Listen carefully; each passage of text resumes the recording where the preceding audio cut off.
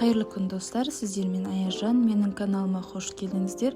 Бүгін сіздермен таңғы асқа манный каша жасайтын боламыз. Видео ұнаса лайк басып, комментарий қалдыра кетіңіздер. Алдымен сүтімізді таза ыдысымызға құямыз. Беті жыбырлап, шет-шеті жыбырлап, қайнайын деп бастаған кезінде манный крупамызды сала бастаймыз. 1 литр сүтке 4-4,5 қасық манный крупа саламыз. Ол орташа сұйықтықта болады. Егерде қою қаласаңыздар 5 қасық, сұйық қаласаңыздар 4 қасық салсаңыздар болады.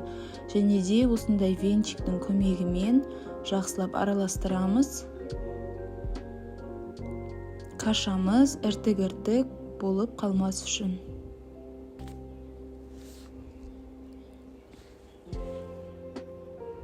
Мен 4,5 қасық крупа салдым.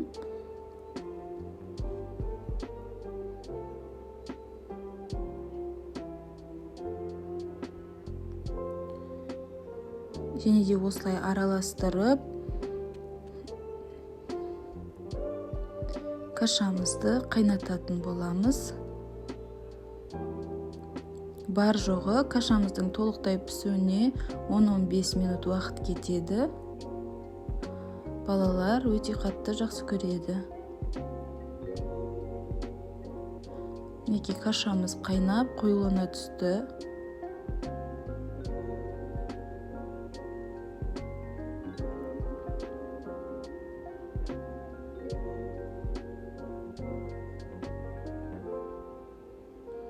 Кашамыз қайнап бастағанда осылай 1 ас қасық қант салсаңыздар болады. Кейіннен әркім өз қалауынша кесеге құйып бергенде салып өздері ішетін болады.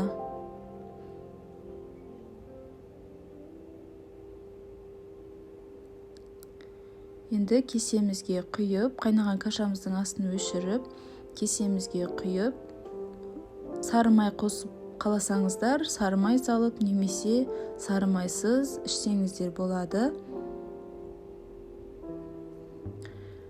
Назарларыңызға рахмет, ас болсын баршаңызға.